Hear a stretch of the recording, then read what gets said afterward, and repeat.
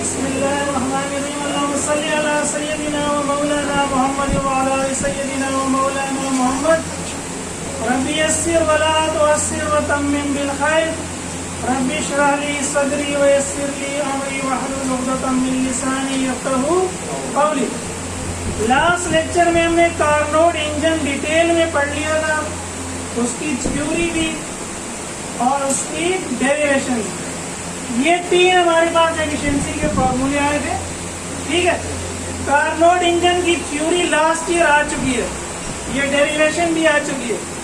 तो इसका मतलब ये है कि बहुत ज्यादा इम्कान इसी बात का है कि इस साल क्या आएगा, न्यूमेरिकल आएगा। वही न्यूमेरिकल हम करने जा रहे हैं पिछले 25 साल में जितने भी आए।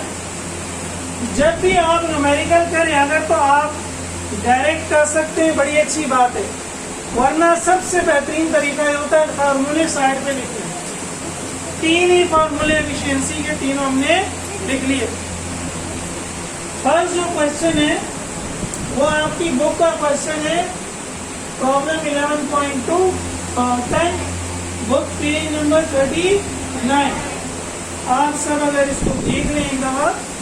A heat engine operates between two reservoirs at temperatures of 25 degrees Celsius and 300 degrees Celsius. What is the maximum efficiency for this engine? यहाँ मैंने लिखा हुआ भी है T1 will be greater than T2। Temperature वाले फॉर्मूले में T1 होगा हायर टेम्परेचर, T2 होगा लोअर टेम्परेचर। तो हमें जो दो टेम्परेचर दिए 25 लोअर है इसलिए इसको T2 दिया है, 300 हायर है इसलिए इसको T1 दिया। दूसरी बात यह है, ये कारनोट इंजन के फॉर्मूले में हमेशा टेम्परेचर केल्विन में रखेंगे। किसमें रखेंगे? ऐसा यूनिट जो हमारी क्या है, केल्विन। क्लियर है सबको? Yes sir. केल्विन में दोनों का कन्वर्ट कर लिया, 273 ऐड किया, फॉर्मूला लगाया, बहुत ही आसान सा। T2 की वैल्यू रखी, T1 की वैल्यू रखी, कैलकुलेटर से ये निकाला 0.52 आया, 1 में से माइनस किया 0.48, 100 से मल्टीप्लाई किया 48। ये परसेंट अगर हम यहाँ ना लिखे सिर्फ आखिर में लेंगे तब भी ठीक है। सही है। अब अगला क्वेश्चन देखें जो एग्जाम में आया है 2001 में, क्वेश्चन 2 पार्ट डी। उसमें उसने क्या कहा है, पढ़ लेते हैं एक और। An ideal heat engine operates in Carnot cycle between temperatures 227 Celsius and 127 और 227। तो हायर 227 हुआ, इसको क्या कह दिया, और लोअर क्या है T2, वो क्या है 127। And it absorbs 600 joules of heat। Absorb कर रहा है, ले रहा है, क्या नाम देंगे, Q1। वो एनर्जी वो क्या कर रहा है, ले रहा है, Q1 इनपुट। तो 600 जूल हमारा Q1 हो गया। हमें कहता है फाइंड, मालूम करें, नंबर 1 वर्क डन पर साइकिल, वर्क निकालें। नंबर 2 एफिशिएंसी निकालें, इंजन की वर्क डन निकालें और एफिशिएंसी निकालें। अब अगर हम अपने डेटा को देखें, किसको देखें भाई, डेटा को नहीं, डेटा को, किसको देखें, डेटा को। तो डेटा से आसान काम क्या है, एफिशिएंसी। इस सवाल में हमने किया भी, T1 और T2 दिए हुए, एफिशिएंसी के लिए यही चाहिए, लगा दिए, सॉल्व कर लिया, एफिशिएंसी कितनी आ गई 20%।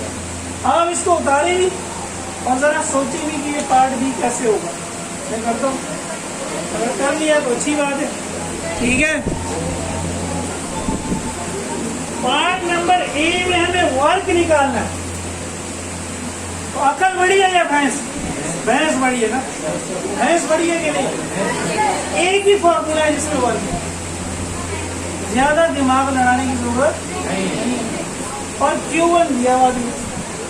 तो E बराबर है वर्क अपॉन Q1 टाइम्स 100। मुझे वर्क निकालना है, मैंने इसको चेंज कर लिया, इसको इस साइड पे लिख लिया, इसको इस साइड पे लिख लिया। अब वर्क यही पे रहा, Q1 यहाँ जाके मल्टीप्लाई हो गया, 100 यहाँ जाके, E की वैल्यू रखी 20, Q1 की वैल्यू रखी 600, 100 2 0 से 2 0 गए, 100 से 600 दिया, 20 टाइम्स 6 इज 120 जूल। तो फॉर्मूले अगर याद होंगे, न्यूमेरिकल बहुत आसान है। फिजिक्स के ज़्यादातर न्यूमेरिकल आसान होते हैं। शर्त ये है कि फॉर्मूला याद हो, ठीक है, ये शर्त होती है। डेटा बना लें। जो अगला क्वेश्चन है बुक का, प्रॉब्लम नंबर 9, कह रहा है heat engine performs 200 joule of work. तो वर्क कितना हुआ, यूनिट मैंने नहीं लिखी थी टेक्निकली, 200 जूल, ठीक है।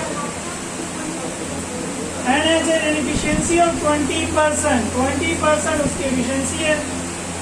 और each cycle of operation efficiency 20 है। और each cycle how much heat is absorb, engine ने हीट ली कितनी है, Q1। How much heat is expelled, expelled का मतलब होता है खारिज कर दी, छोड़ दी। अब अगेन देखें, वर्क दिया हुआ है, ई दिया हुआ है और Q1 निकालना है। ये तीनों कहाँ मौजूद है, पहले फॉर्मूले कहाँ मौजूद है, तो पहला फॉर्मूला लगा दें। अगेन में फॉर्मूले को, बल्कि ये तो ऐसे ही यूज हो जाएगा, ई बराबर है वर्क अपॉन Q1 टाइम्स 100। अगर मुझे Q1 निकालना है तो क्या करूं, Q1 को इधर ले आऊंगा, ई इधर चला जाएगा। तो Q1 बराबर हो गया वर्क अपॉन ई टाइम 100। वर्क आपको गिवन है 200, ई आपको गिवन है 20। कैलकुलेटर की भी जरूरत नहीं है, 0 से 0 cancel, 2 1 are 2, 2 times are 20, 100 multiplied by 10 is 1000 joule. 1000 joule उसने हीट ली है, तो ये आपके पास Q1 होगा। Q2 क्या होगा, Q2 कैसे निकालेंगे कोई बताएगा, कौन से फॉर्मूले से, सेकेंड फॉर्मूले, सेकेंड फॉर्मूले से जरा निकालें आप लोग Q1, सारे निकाले जरा Q1 सेकेंड फॉर्मूले से। अच्छा, ये जो सेकेंड पार्ट है, मैथ यकीनन इंपॉर्टेंट है। जिसकी मैथ आसान है उसने आसान तरीके से कर लिया होगा, या मेरे तरीके से या किसी और, वरना अगला वैल्यू पुट करके सोच रहा होगा अभी सॉल्व कैसे करूं, ठीक है।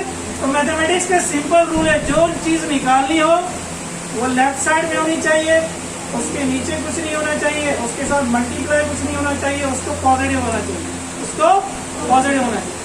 अब फॉर्मूला हमने लिख दिया, क्योंकि Q1 ये रहा, E ये रहा और Q2 निकालना, ये तीनों चीजें यहाँ मौजूद है। जब Q1 और E मालूम है तो Q2 निकल आएगा। तो ये लिख दिया फॉर्मूला। सबसे पहला काम मैंने ये किया, ये 100 मल्टीप्लाई तो पूरी ब्रैकेट से हो रहा है, हमने Q2 को इससे आजाद करना है, तो 100 को इधर लिया, डिवाइड हो गया। अब मैंने वैल्यूज पुट कर दी, E की जगह 20, Q1 की जगह 1000, 20/100 हो गया 0.2। ये अपनी जगह पे, अभी मैंने आपको बताया जो निकालना है वो माइनस में नहीं होना चाहिए, जो निकालना है माइनस में। इस पूरी टर्म को, इस पूरी फ्रैक्शन को मैं उठा के इधर ले आया तो ये पॉजिटिव हो गई, इस पूरे को उठा के इधर ले गया तो ये नेगेटिव हो गई, साइड चेंज कर दी।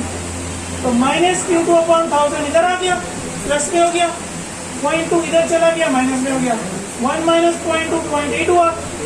1000 यहाँ डिवाइड हो रहा है, यहाँ की मल्टीप्लाई हो गया, 1000 मल्टीप्लाई बाय 0.8 800। अभी जो मैंने आपको हीट इंजन समझाया था, Q1 हीट इंजन लेता है, Q1 का कुछ हिस्सा क्या बनता है, वर्क, और जो बच जाता है वो क्या बनता है, वो क्या बनता है, क्या बनता है, क्या बनता है, Q2 क्या बनता है। पक्की बात है, जब हमने ये क्वेश्चन सॉल्व कर लिया कि हमारा Q1 1000 है और वर्क 200 है, तो Q2 क्या होना चाहिए, 800। आंसर आपको पहले से पता है, अगर आपकी अकल बड़ी है, मैथ्स उससे बड़ी नहीं है, सही है। Q1 बराबर होगा वर्क प्लस Q2, वर्क दिया हुआ है 200, Q1 1000 है, तो Q2 क्या होगा, 800 होगा। जमाने भी कर सकते हैं। तो ये सवाल है, आपने कर लिया, लेकिन ये थोड़ा सा मुश्किल तरीका है। आसान तरीका क्या था जो मैं आपको बता रहा हूँ, इसको करने का आसान तरीका क्या है? ये जो अभी मैंने आपको कहानी सुनाई, Q1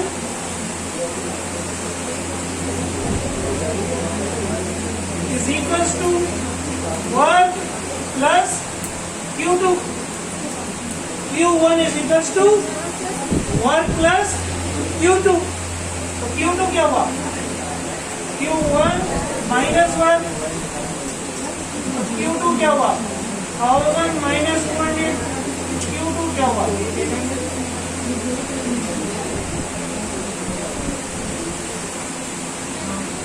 ये जवाब वही है, लेकिन इसके लिए क्या किया, काम को यूं पकड़ा. इसके लिए क्या किया, काम को यूं पकड़ा.